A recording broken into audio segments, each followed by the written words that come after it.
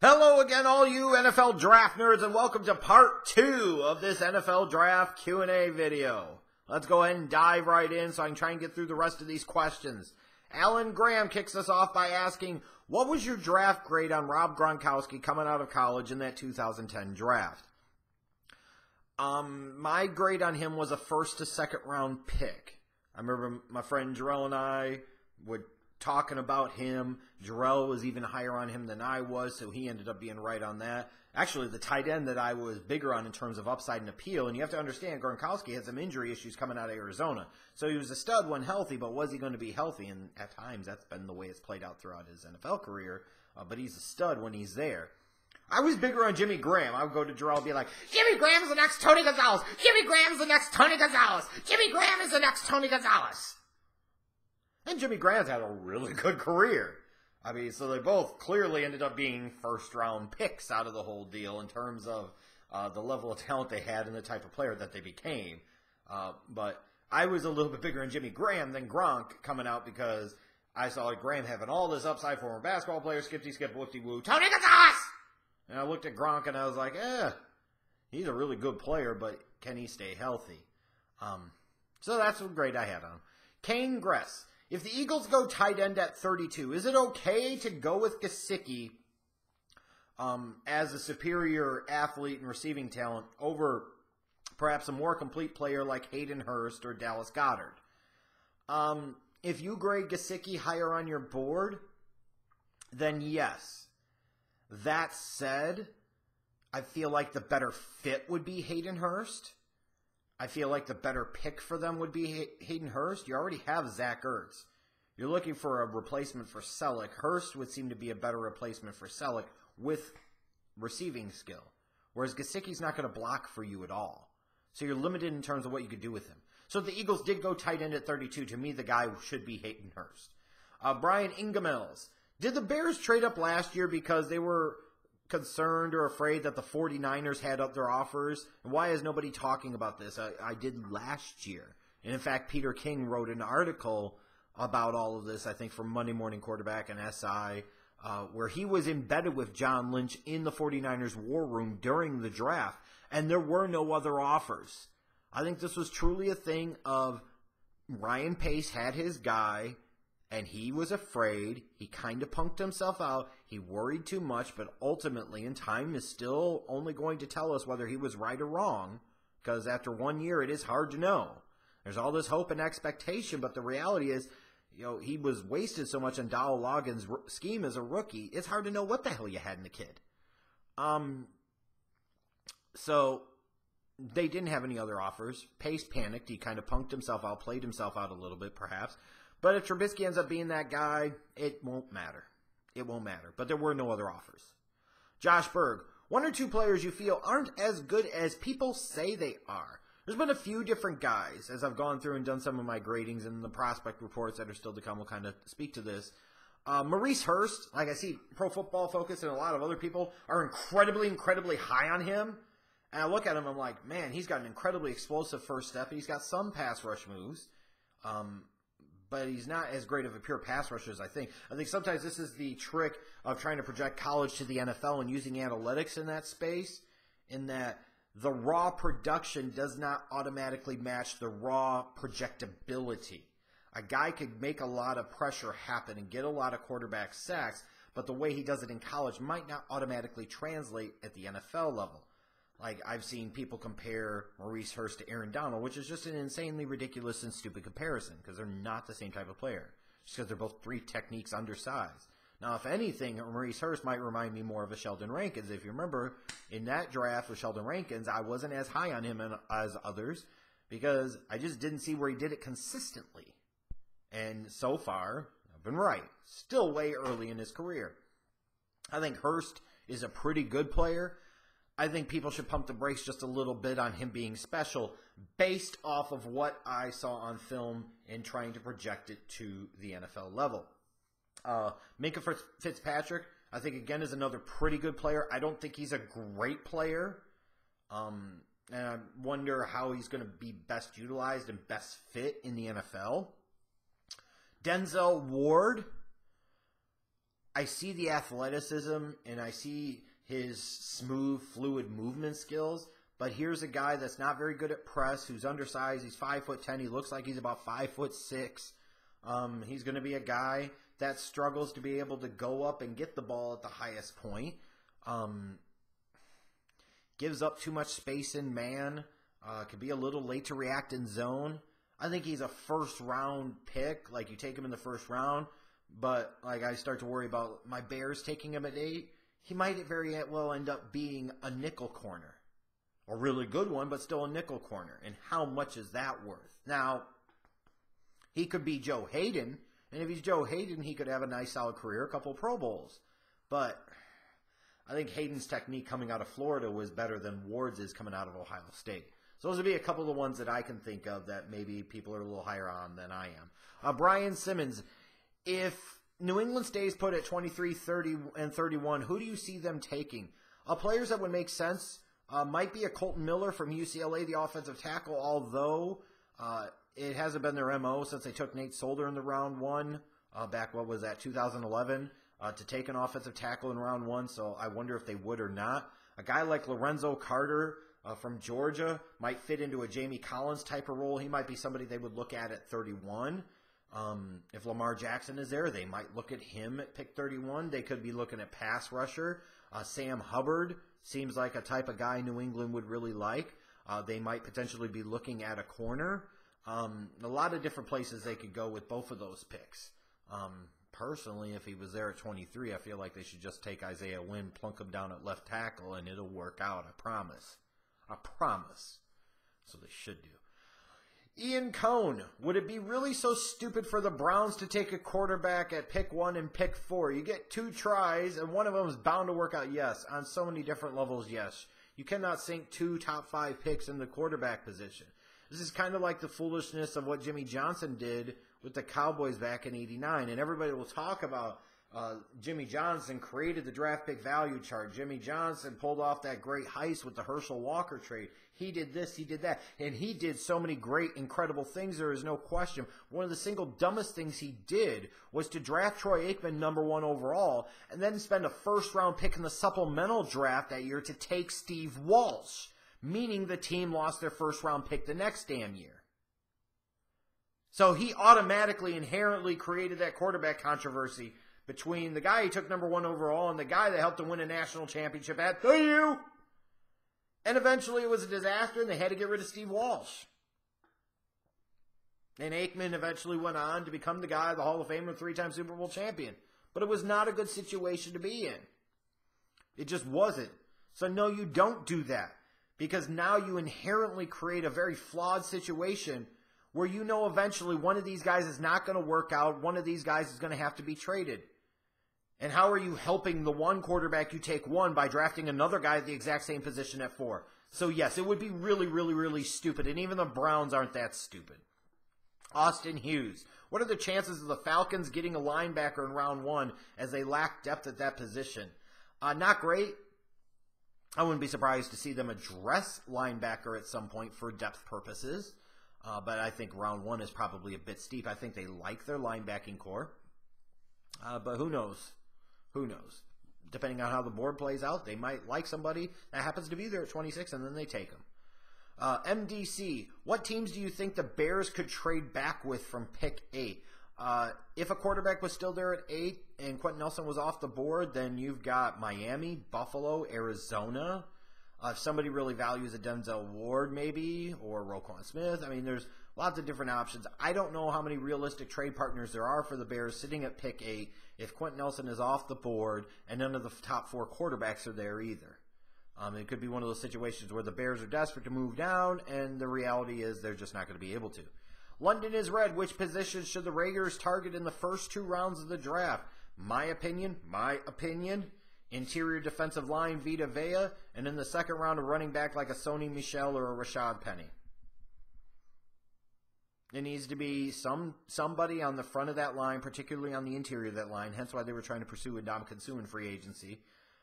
You need somebody that could be a real impact player in the middle of that line. Vita Vea seems to strike a chord there. And then unless they go squirreling, go like Marcus Davenport, and then I don't know what the hell they're doing. but running back would be the other position. Paulie Paul, if the Steelers were to trade up, who do you think they'd target? Maybe one of the linebackers, maybe Vander Esch or Rashaan Evans.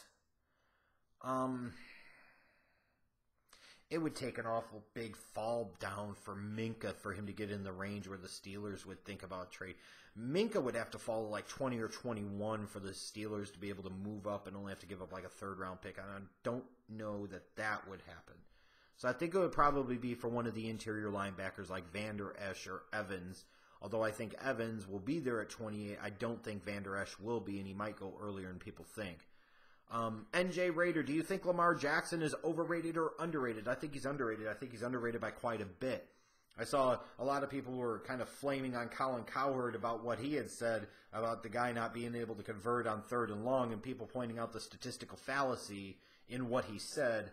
And it just speaks to narratives sometimes being created, and people got caught up. I'm not just picking on Colin Cowherd here because a lot of other people are the same way. They get caught up in these narratives about guys, and they really don't understand the full context, the breadth of the situation. The reality is he was as good as anybody in 3rd and long situations. I think he's underrated as all hell. Like, for me, he was the second best quarterback in this draft. Right behind Josh Allen. Nick Fargo. Who is the best cornerback fit for the Packers? And don't say any of them. I'll say this. Who gives a shit? It's the Cheeseheads. No, best corner fit for them. Minkah might work quite a bit because you would have him as the third safety, especially if you talk about you got Clinton Dix and you got Josh Jones. Now you can sit there and you got Minkah as kind of that third safety. He's your nickel dime slot corner. You could play him some outside. So I think he would work quite a bit for them. In terms of other corners in this draft that would really work, they could really use some speed in that secondary. Somebody I think maybe on day 2 would be like a Perry Nickerson from Tulane. They need some just speed and jets back there, and he would definitely give them a lot of athleticism. Maybe somebody like a Tony Brown from Alabama would be another dude. Zach Powers. Why do you and other mock drafts have the Lions taking a defensive end over running back when running back is clearly the bigger need? I will tell you, I can only speak to myself. I think other people are doing it because they envision that the Lions want to get a pass rusher opposite of Ezekiel Ansah, and that does make sense. And sometimes it's not just about taking the pure biggest need. I get what you're saying. Is running back is clearly the bigger need than defensive end. My logic is you're bringing in a defensive-minded head coach. The defense in Detroit is not great. I mean, I'm not saying it's terrible or even bad or mediocre, but it's not great. It's not what it was a couple of years ago, let's say. So it's a situation of like Marcus Davenport falling to number 20 would be kind of right in the wheelhouse of maybe somebody they would take. They could also take Darius Geis, and again, that would probably be who I would take in those out of those two. But you got to keep in mind, defensive-minded head coach, first year there, he's not taking a quarterback in round 1. You tend to want to take players that he can get the most out of, which would be somebody on the defensive side of the ball. BJ, how does Bradley Chubb compare to Myles Garrett? Myles Garrett, from an athletic standpoint, was special coming out of last year's draft. There's more pure raw upside there. There's a higher ceiling there. He's a more naturally explosive, dynamic athlete, and a better pure pass rusher. But Bradley Chubb is solid, more consistent, more reliable, a better all-around player, pretty good pass rusher, superior against the run. That's the difference, is you feel like Bradley Chubb's going to be able to answer the bell time after time after time after time, whereas Myles Garrett, and he proved it as a rookie, he missed a few games. It's great to have that explosive dynamic talent, but 1, how many games a year are you going to get that? 2, how many times can the guy get hurt before he becomes less of a dynamic athletic talent? That's how they compare to each other. Brino Jorge, top 5 boomer bust prospects in this draft. Top 5? Ooh. Quarterback Josh Allen has to be one of them. I think there's no question he has to be one of them. Cortland Sutton probably goes in round 1, and I won't have a first round grade. I don't have a first round grade on him. his ability to separate and whether or not it'll matter or not makes him very boomer bust to me. Connor Williams from Texas feels like a boomer bust guy, especially because I'm not sure if teams envision him as an offensive tackle or an interior lineman like a guard, or maybe even a center. Other boomer bust guy would be maybe a Marcus Davenport, and also somebody like a Tremaine Edmunds, where the upside is obvious, the upside is massive, but there's a long ways to go to get to that full potential. And sometimes guys have potential, but they're not necessarily great football players. And you have to determine, can they develop into becoming great instinctual football players? Those would be 5 that I can think of right now of boomer bust prospects. Vols fan, if the Colts get Quentin Nelson at pick 6, would it be smart for them to just trade back up into round 1 and get Will Hernandez and solve their O-line problem once and for all? You know, crazier shit has happened. I promise you that much, this much. If you took Quentin Nelson, put him on at left guard, Will Hernandez, put him at right guard, and you get Ryan Kelly to stay healthy in the middle at center, now you talk about 3 first-round picks in the interior of that line, a former first-round pick from years back in Costanzo. You get somebody else that can hold up at right tackle. You've solved the offensive line problem. Yes, you have. I don't know if you should quite have to go to those lengths to do it. And if they were going to trade back up in the round 1, I'd probably prefer if they did that for a tackle to kind of balance it out a little bit. But if you want to go balls deep into it and say we're just going to pound the hell out of everybody up the middle, then it's not a bad way to go. But I personally would not do that. JT Evans, has being a Bears fan resulted in you being a harsh grader of quarterback prospects? No, I think part of it is by me a conscientious effort to not do what a lot of us can be very prone to do, which is overrate quarterbacks every year in the draft cycle because they are quarterbacks, because we envision teams with quarterback needs. So I try to be conscientious of not overgrading them.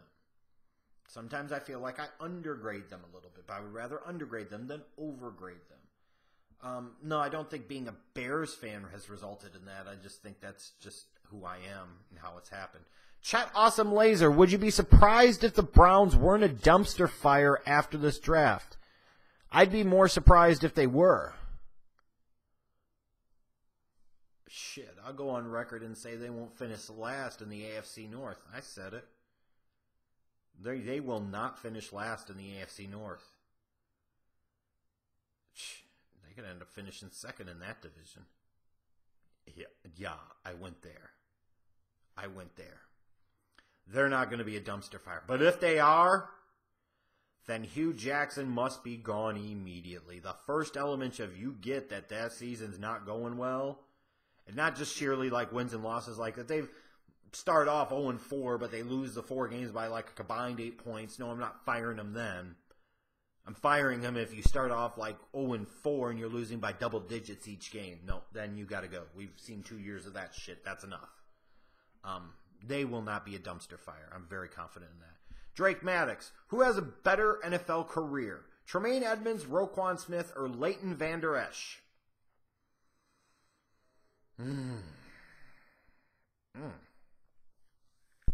I will go with Tremaine Edmunds.